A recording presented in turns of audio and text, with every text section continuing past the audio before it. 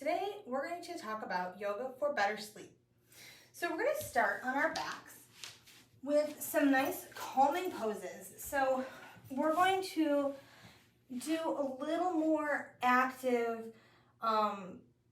version kind of legs up the wall. So if you wanted something even more relaxing and you could make it even more restorative, you could do legs up the wall.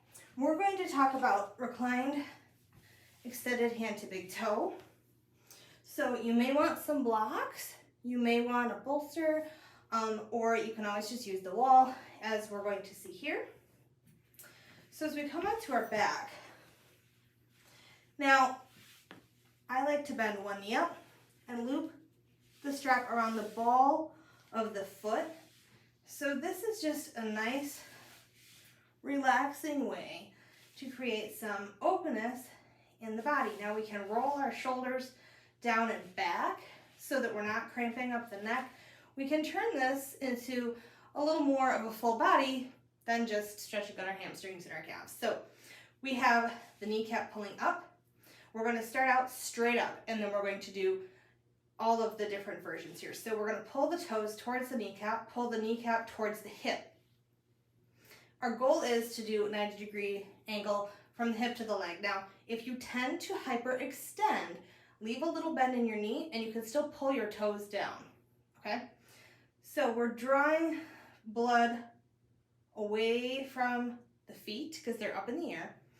So I like to keep my knee bent, but you can straighten it and then pull your toes up. I find that I can focus better without tweaking my pelvis by keeping one knee bent. So we're here, and now we can drop it over to the side, drop the opposite arm open. Now, if it's tight for you, you can bring this to the wall, just like I've done here, or if you're practicing at home, a couch works perfectly fine. Here, now we're still engaged, so now we're stretching the hip adductors. So we're engaging a little bit the abductors, right? We're trying to keep the toes straight so they're more neutral, but if you're pulled out a little bit, it's okay, you're just engaged in a little bit of lateral rotation. So we're gonna bring it back to center, switch hands. We're gonna straighten the lower leg for this one and bring it across. Now, the amount that you bring it across is going to be specific to your body. So you're gonna feel a nice stretch in the hip abductors. So we're getting all of those different areas.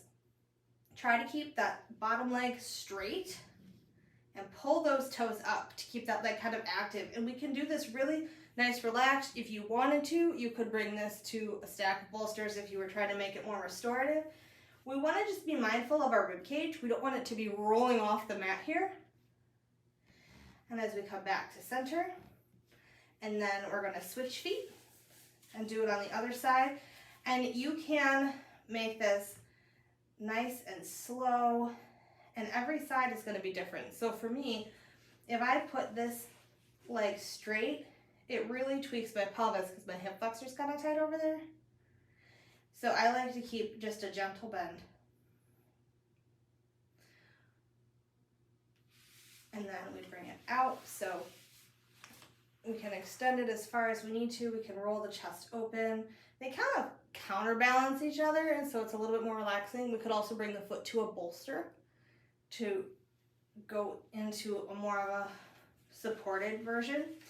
And then we're gonna go the other way. Now see here, you can bring this one, if you want to the wall.